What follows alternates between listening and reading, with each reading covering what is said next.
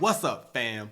It's your boy, and you already know what time it is. I hope that you're having a great Sunday, but now it's time to get into stocks to watch this week. And man, I'm going to lace you with three today where I want you to check these out, do your own due diligence on, but listen to the research that I have for you. And I'm even going to break down some of the technicals for you as well in this video as we get ahead of this week. Earnings season is continuing this week, but it's a lot of things in this week that I don't like about earnings season this week. So I'm not bringing you that type of video. Instead, I'm bringing you the type of video where I want you to start thinking about and developing your sense of rhythm heading into 2022, looking at plays that I like to see actually build your portfolio out with or even take advantage of in the option game. Either way, I'm about to hit you with a jam-packed video. We're going to get down to these three, and the first one at the gate is going to be Moderna. Let's talk about Moderna for a second here, as we're seeing an explosion on Moderna on Wednesday afternoon, right into the actual end of the closing bell, where we've seen a lot of information coming into the benefit of Moderna. So let's talk about a lot of the things that Moderna has talked about over the weekend as we started set up for Monday. So the first things first is that they could roll out a reformulated vaccination against the new variant labeled as the Omicron early in 2022.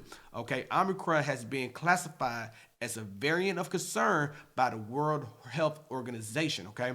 Meaning that it's more contagious, more virulent, making it more elusive for being identified by public health measures, vaccinations, and therapeutics. It's also believed to have contained over 30 different mutations in the spike protein that allows this virus to enter the body. Now, it may not be necessary to make an entirely different vaccination according to Moderna, but they need to do more research into this and collect more data. So Moderna has now called back all its researchers back into play.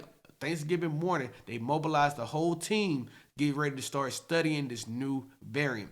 Now, to me, what does this mean when it comes down to Moderna and how can you invest in this? My likelihood of thinking about when it comes down to Moderna is that you got to take the long game in this situation, fam. Like, I want you to think about this as we're talking about now in concert. They're saying that they can actually get this developed in around May of 2022. So we need to see where we can actually go with that when it comes to Moderna. So I want to show you the chart.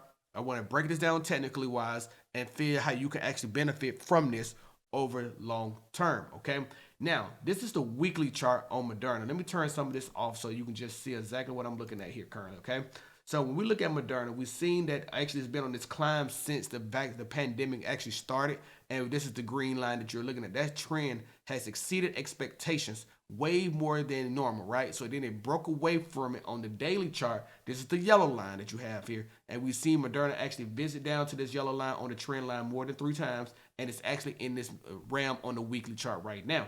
Now, what I want you to pay attention to is that this swing has now caught momentum, because if you come over to the 1 hour chart, you'll see that we have now broken rhythm off the 1 hour chart with this red trend line that I have here, and we're starting to exceed back up and start heading back towards that purple trend line. Now, what I like about Moderna at this point in time is that the vaccination talk, this new variant coming into play, gives us pause for a second to think about how a lot of the other plays are going to play out. But the one thing about Moderna is that they are actually one of the key players in this game. So when it comes down to this vaccination talk, I believe Moderna will come up with a vaccination and get it done and reformulate it if needed. So how do you play this? I play this for the 400 mark, okay?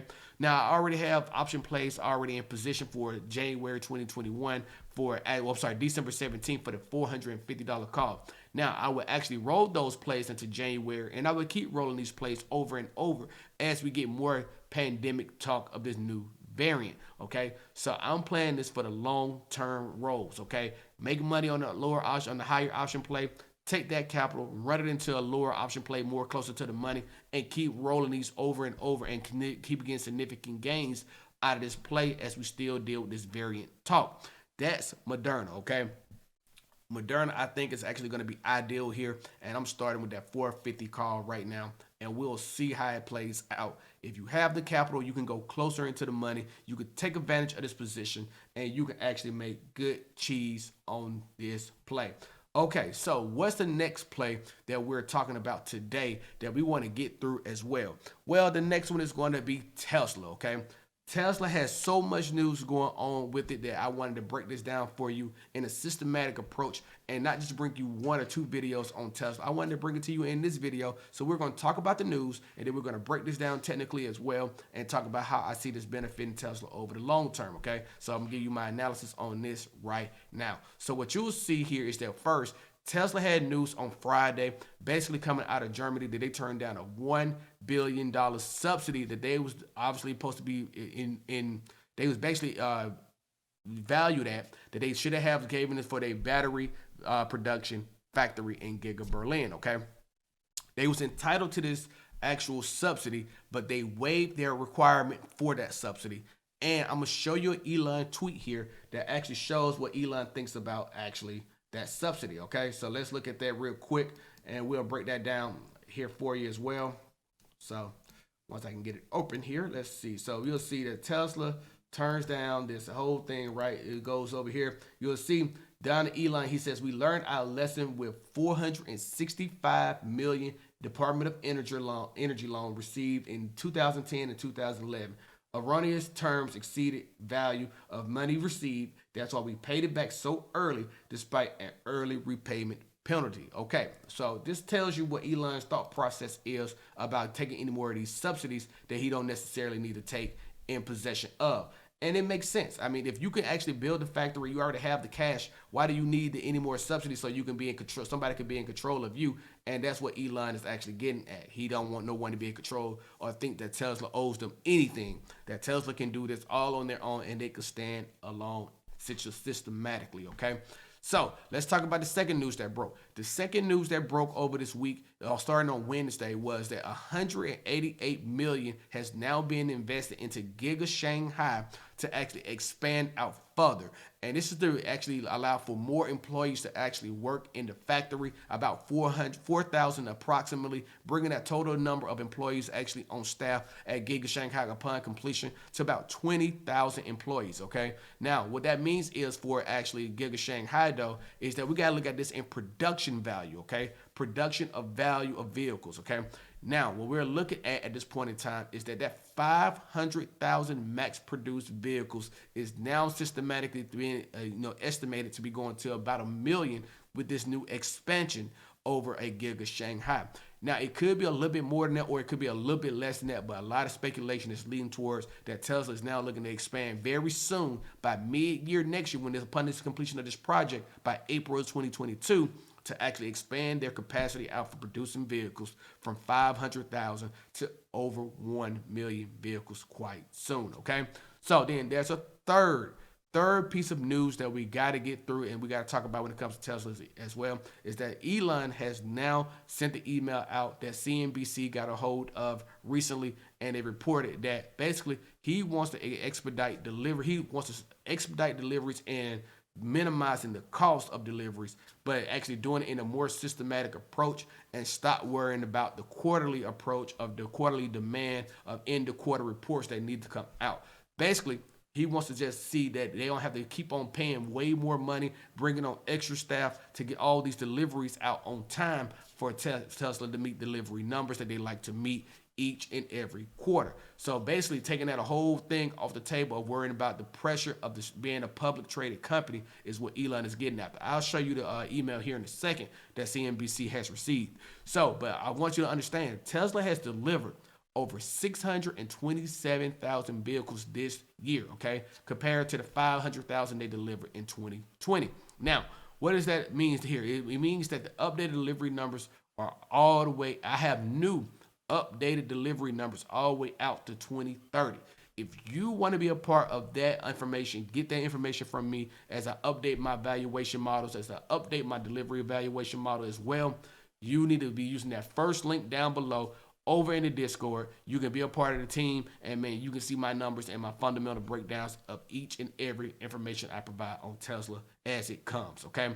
Now, let's talk about this email that Elon has sent out, okay? So what we want to do is check that out here as well, and we'll bring that up for you here, and we'll get that up for you. So let's see what we got here. We got Elon bringing this up, and this is the email right here on CNBC. You'll check this out right here. You'll see Per email several weeks ago, our focus this quarter should be on minimizing cost of deliveries rather than spending heavily on expedite fees, overtime, and temporary contractors just so that cars arrive in quarter four.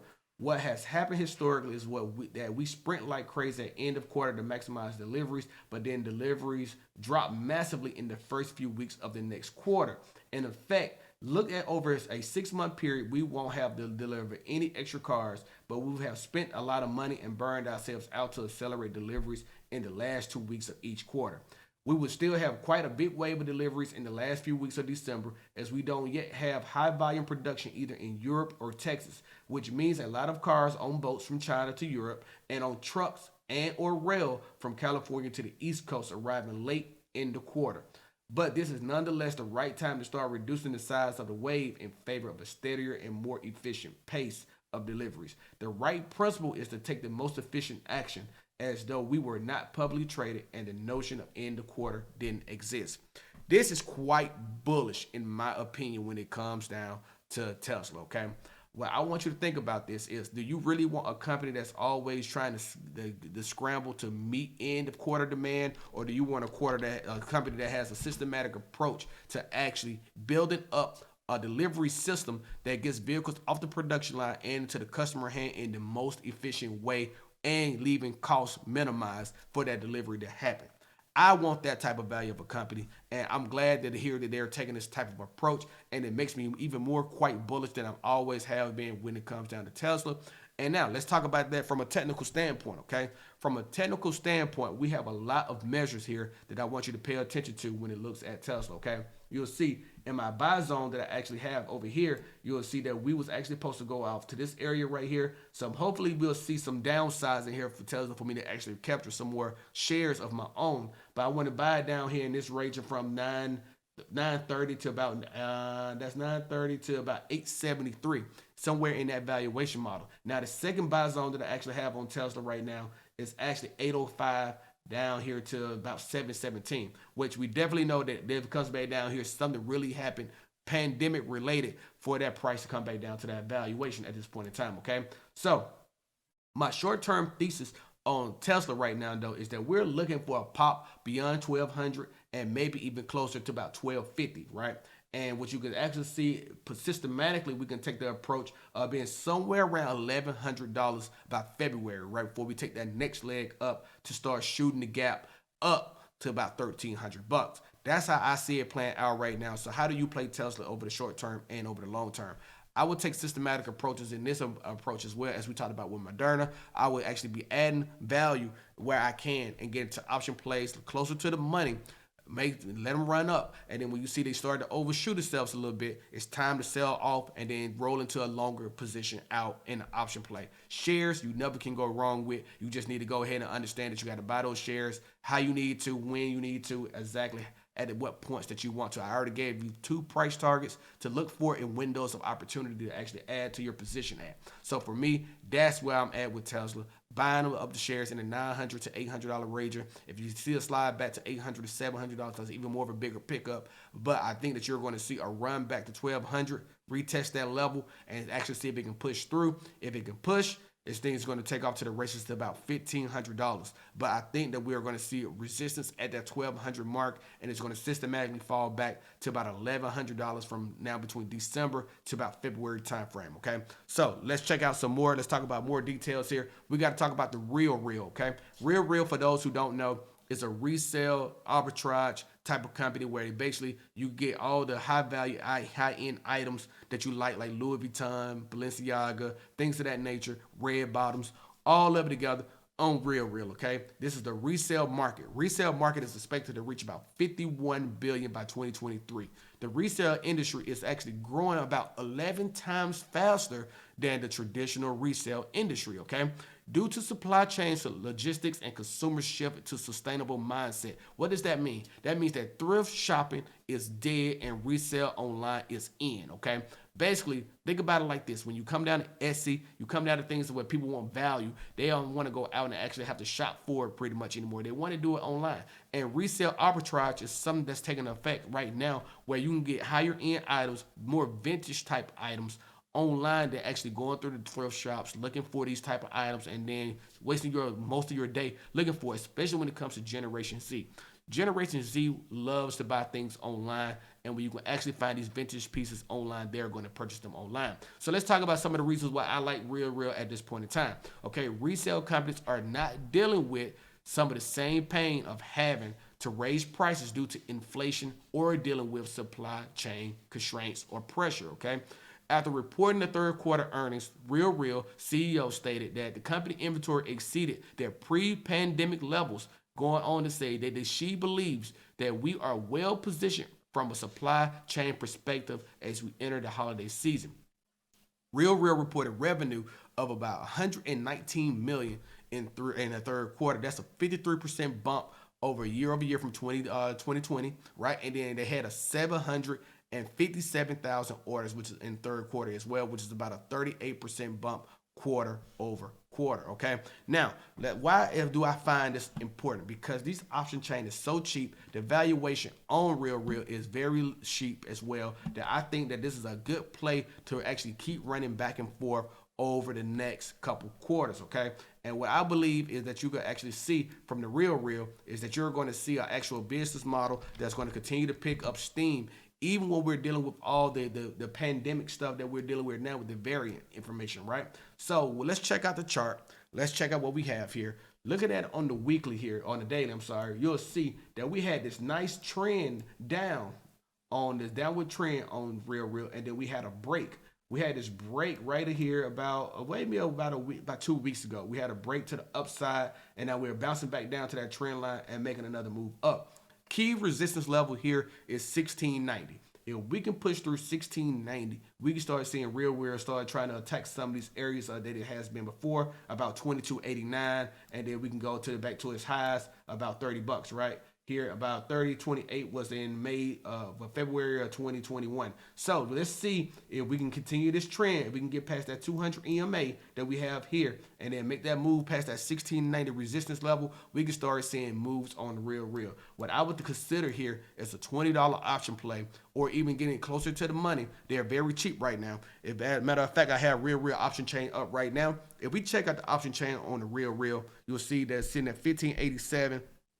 In December of 2021, 17 December, you could actually use the bid for the 17 and a half, and that's a $55 contract. I would try to get it in at that level. The mid price is about 63 cents to contract as well.